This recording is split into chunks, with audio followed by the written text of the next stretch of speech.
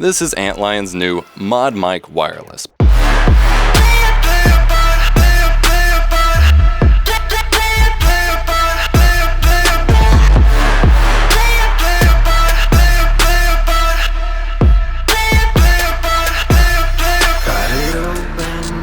Before we jump into the review, usual disclosures, I do actually have a recurring ad spot sponsorship relationship with Antlion Audio and their Mod Mic series, and you may even see ad spots run for this microphone. I only work with companies in that regard that I actually support and trust and believe in their products, and they always give me a chance to give me my, critical, unfiltered opinions before they offer any ad spots or we work together or anything like that, because that's what reviews are for, but I do need to disclose that as always.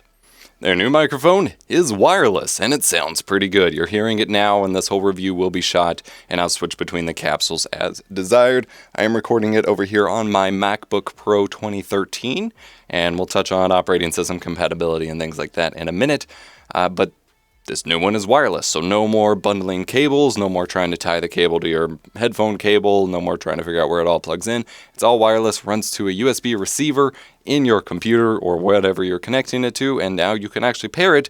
I mean, you could always pair it with wireless headphones, but now you could pair it with wireless headphones and keep a truly wireless setup, which is pretty freaking neat. You have a plastic hub which weighs quite a bit more than the previous, wired models, of course. Since the wired models were basically a wire, this has a whole wireless transmitter in it and everything like that. So it is a little bit more weight, which we will need to talk about in a moment.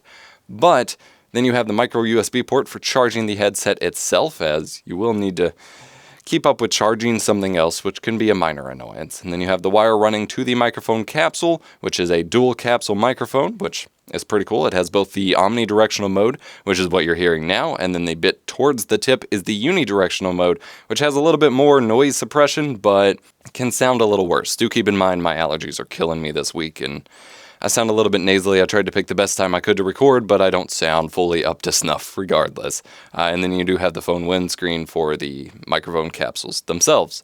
Now, as I mentioned, this is a little bit heavier, and they have actually improved their magnet system. It is a super strong magnet now, but that does mean that they do recommend you replace the original magnet stem if you have an older Mod Mic headset. They are backwards compatible and forwards compatible, but the actual stem that goes on your headphones, they do recommend replacing that with the new ones, as it's stronger, it's going to hold this better, and the adhesive is a little bit better. And they do actually recommend going on and placing it and letting it stick to your headphones for at least a few hours, if not a full 24 hours, before actually using it. That way all that much weight doesn't go ahead and rip it right off while the adhesive is still kind of attaching to the surface. Again, this is a dual capsule microphone. You've been hearing the omnidirectional mode. This one can pick up more background noise and more environment noise, but will sound a little bit better, has a better frequency response. I'm going to flip on over to the noise suppression mode, the unidirectional. Just a little switch on this microphone here. Now this is the unidirectional capsule, which is going to only pick up what's directly in front of it and has a little bit of noise suppression in it, but might sound a little less lower quality. I do feel like the omnidirectional one goes on and does a decent enough job with noise suppression and background rejection anyway, so I don't know that this is needed other than in seriously noisy environments, but it's cool that, like the Mod Mic 5, they include both options on the headset. The rest of the review will be still shot on the omnidirectional mode here. Now this microphone does support Windows, Mac, Linux, and PlayStation 4. No Xbox support though, so take that, Xbox One. Stand down, Cortana. As far as Mac support goes, I've tested it extensively on Mac and on Windows. You're hearing the Mac sample now, recording it behind me on a MacBook. I've tested it on Linux. We can go ahead and flip to that. It does seem to support Linux out of the box as long as you're using a USB 2.0 port, not a 3.0 port, as that is what I initially used for my testing, and it sounded a little something like this. But in 2.0, as far as I can tell, unless OBS is screwing up, it does work in Ubuntu. Nice. And PlayStation 4, although it's worth noting that you have no real level control over it on PS4. It is super sensitive and it's super prone to peaking and clipping on PS4. And even though I reduced the audio levels a whole lot in the PlayStation, it's still super peaky, but you get the idea. The ModMic Wireless does support connecting to the PlayStation 4. However, the USB wireless receiver does not fit into the USB port in between the slats of my PS4 Pro, which is a little annoying, but they do provide an extension cable that you can use there. Obviously, the sound quality will be affected by the chat compression of PS4 servers and what have you, but that will apply to any mic that you use. What you've been hearing is the unidirectional capsule, which has a little bit of background noise suppression and filtration. I'm going to switch it over to omnidirectional real quick. This is the omnidirectional mode, which should have a little bit better sound quality. Not that anyone can really hear it over the PS4, but will pick up more environment noise, background noise, and if you're pressing your controller too hard, it'll pick that up as well. In the box, you get, well, the box itself is a very nice case. That is a padded case to protect the mic and contain all of the accessories. You get a little bit of paperwork and directions. You get the microphone itself.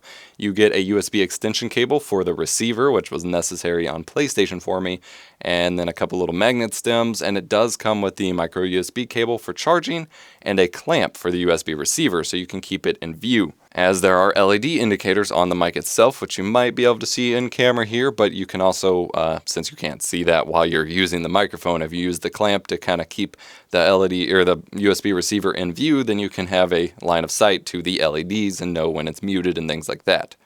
There is, of course, a button on here to control the microphone itself. Press it once to turn on and get the blue indicator LED going. Press once to mute it.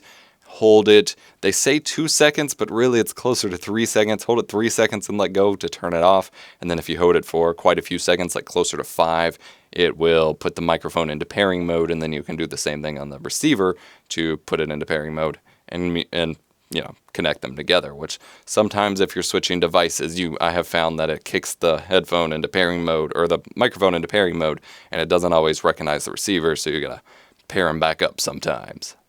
There is also a button on the receiver, but it does not act the same as this button. You can't press it to mute. It's only there to set up the pairing modes. As far as the LED indicator, when it's blinking blue, it is looking for a signal or entering pairing mode. When it's solid blue, it is paired and connected and ready to go. And when it's reddish orangish, that means it's muted. One of the big things that they're bragging about is low latency compared to wireless headset mics. I don't really have a way to kind of compare this as they would, probably like, since they're advertising that like a normal wireless headset is like 150 ms of delay, and this is only like 40. But in my testing when trying to sync it to a camera and to a webcam, I have found it to be very low latency and not really a problem. So I guess that's good. MSRP for the ModMic Wireless is $119.95. $120. I don't know why prices are always like this. It's available in the US, Canada, the EU, in Australia, and worldwide on their site potentially on November 27th, which is the launch date for everyone, which is when you're watching this, hopefully.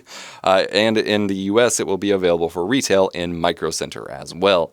Overall, for a wireless headset and for, the general ModMic line, these microphones sound pretty solid. They sound pretty good. You are missing some of the kind of low-end response that you would get from a traditional desktop microphone. But for a lot of applications, the hands-free nature and the, it's just attached here and you don't have to mess with it nature is well worth the trade-off for a lot of people, especially for gaming or light streaming or whatever. This is perfectly adequate and perfectly fine. And as long as you get the positioning set up so you're not popping it and you're not peaking too much, it sounds pretty good.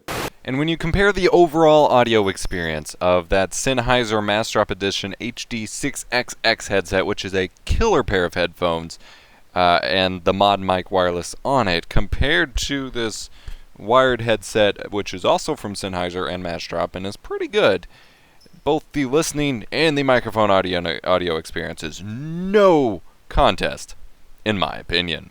You can judge for yourself, though. I've had the full audio quality here for you. Thank you so much for watching this review. As always, affiliate product links as I get them, since it's a brand new product, will be linked in the description below, or you can just check out ModMic's website at antlineaudio.com or Google search ModMic, I guess.